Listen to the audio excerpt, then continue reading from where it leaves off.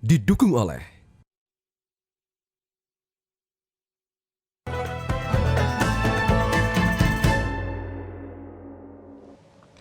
Pemirsa, komitmen Paus Fransiskus yang fokus pada pelayanan, cinta dan kasih ini menjadi teladan dalam menjaga perdamaian serta toleransi sehingga manusia bisa saling atau hidup saling berdampingan. Oleh karena itu, kunjungan Paus Fransiskus ke Indonesia yang berlangsung pada tanggal 3 hingga 6 September kemarin terkandung makna yang mendalam. Lalu makna apa yang bisa kita selami bersama? Inilah wawancara bersama Uskup Antonius Subianto Bunjamin, Ketua Konferensi Wali Gereja Indonesia yang akan memaparkan dalam hikmah siang hari ini.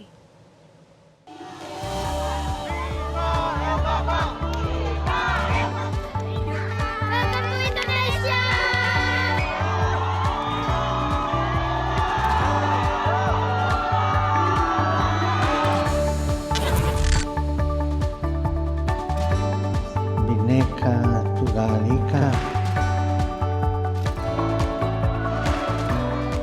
Pemimpin Gereja Katolik Paus Fransiskus berkunjung ke Indonesia pada tanggal 3 hingga 6 September 2024. Kunjungan ini menjadi rangkaian dari perjalanan apostolik Paus Fransiskus di kawasan Asia Pasifik. Jadi tidak hanya di Indonesia saja, melainkan juga ada sejumlah negara lainnya yang akan dikunjungi, mulai dari Papua Nugini, Timor Leste, dan juga Singapura, berakhir pada tanggal 13 September 2024. Nah, tahukah Anda bahwa Paus Fransiskus ini merupakan pemimpin Gereja Katolik dunia ketiga yang berkunjung ke Indonesia? Jadi sebelumnya sudah ada kunjungan sebanyak 2 kali. Yang pertama di tahun 1970, tepatnya di bulan Desember, dikunjungi oleh Paus Paulus VI yang saat itu berkunjung ke Indonesia. Salah satu agendanya adalah untuk mengunjungi Gereja Katedral Jakarta, kemudian juga melangsungkan pertemuan resmi dengan Presiden yang menjabat, yaitu Presiden Soeharto, serta memimpin perayaan Ekaristi. Nah, berselang 19 tahun kemudian di tahun 1989, kembali berkunjung ke sini, yaitu Paus Yohanes Paulus II yang sama mengunjungi umat Katolik di sejumlah daerah di Indonesia, mulai dari Jakarta, Yogyakarta, Dili, Medan, dan juga sejumlah daerah lainnya. Nah, untuk mengetahui lebih lanjut terkait dengan apa sih makna di balik kunjungan Paus Fransiskus ke Indonesia, kita akan membahasnya bersama dengan Ketua Konferensi Wali Gereja Indonesia, Uskup Antonius Subianto Bunjamin, OSC, selengkapnya.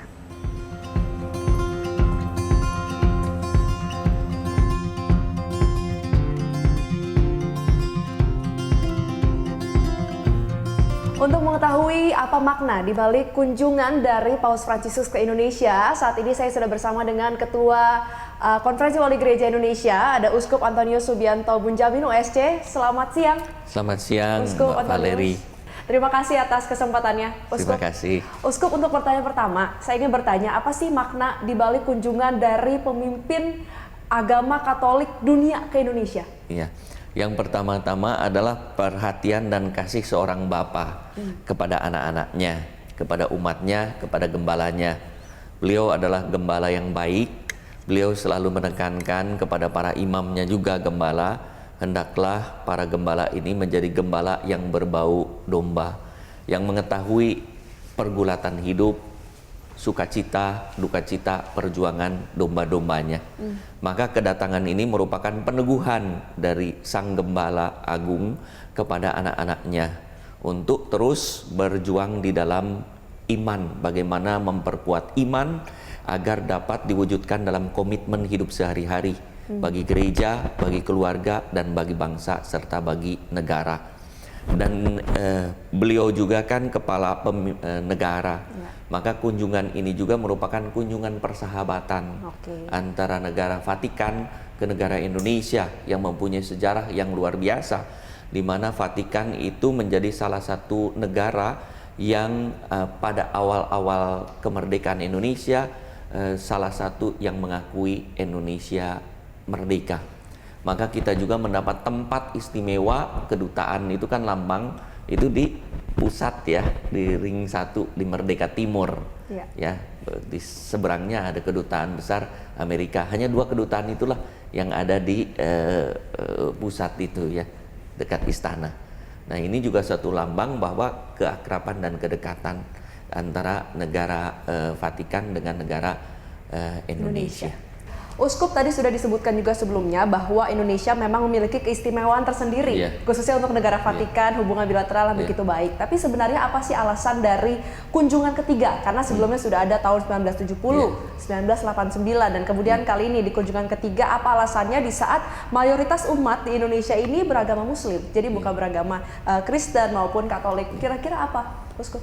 Ya, kita bersyukur kepada Tuhan bahwa di dalam negara Indonesia yang mayoritas Islam, Muslim, itu kita dapat hidup rukun dan damai secara garis besar relatif. Sedangkan riak-riak kecil di sana sini kesulitan untuk mendirikan gereja itu biasa. Tinggal tantangannya bagi kita adalah mengadakan dialog dengan masyarakat sehingga gereja pun bisa diterima oleh masyarakat. Saya selalu menganjurkan bahwa di mana gereja ada, itu tantangannya adalah bagaimana kehadiran gereja itu mengubah memberi dampak transformasi material, artinya kehidupan ekonomi masyarakat sekitar itu berkembang dengan baik. Secara kultural itu mental, moral masyarakat juga berkembang, solidaritas, toleransi satu sama lain juga berkembang. Secara spiritual meneguhkan juga ketakwaan iman dari orang yang beragama bukan Katolik. Jadi itu harapan kita di mana gereja berada. Maka saya juga selalu mengatakan jangan takut di mana gereja berada, kita itu mempunyai misi untuk mensejahterakan juga masyarakat sekitar. Ya, bukan mengkristenkan orang lain atau mengkatolikan orang lain. Lalu kembali kepada Islam, ini juga kunjungan ini merupakan penghargaan dari pimpinan gereja Katolik seluruh dunia bahwa Islam di Indonesia ini luar biasa, ya, dengan Islam Nusantara yang mengembangkan moderasi beragama yang dicanangkan oleh Menteri Agama. Padahal praktek moderasinya sudah ada, ya, dengan tahun toleransi juga 2022 kalau tidak salah moderasi beragama, 2023 toleransi, ya, memperkuat moderasi beragama.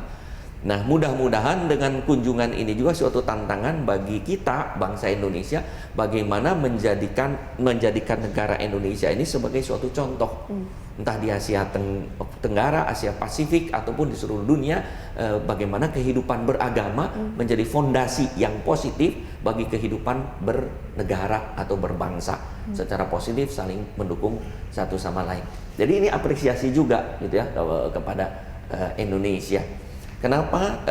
Dasarnya Vatikan tahu, ya, sangat memuji bahwa ada Pancasila yang menjaga, mengawal dengan nilai-nilainya menjadi fondasi kehidupan berbangsa, bernegara, dan beragama sehingga kita bisa hidup rukun dan damai. Dan untuk kedatangan Sri Paus juga banyak orang-orang yang beragama lain, terutama Muslim, turut terlibat di sini. Turut terlibat dan antusias.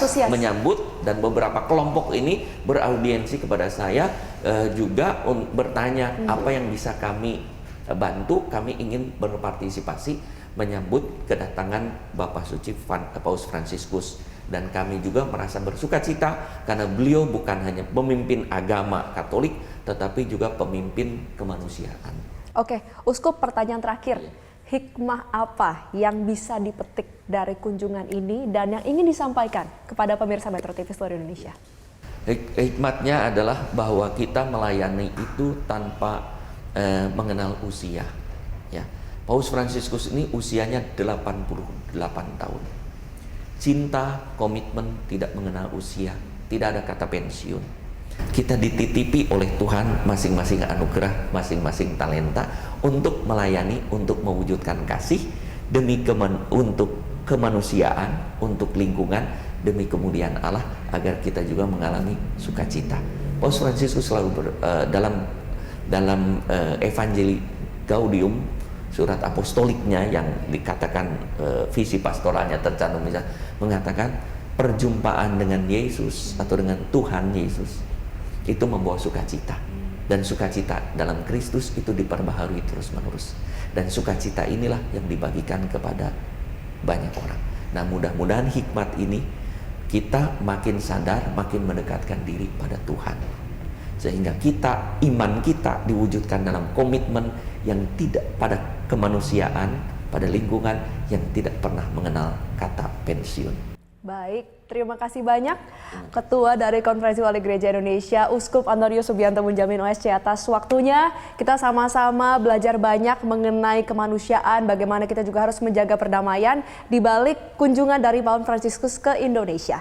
Dari Jakarta, Valeri Budianto, Yohanes Don Bosco, Metro TV. Jelajahi cara baru mendapatkan informasi. Download Metro TV Extend sekarang.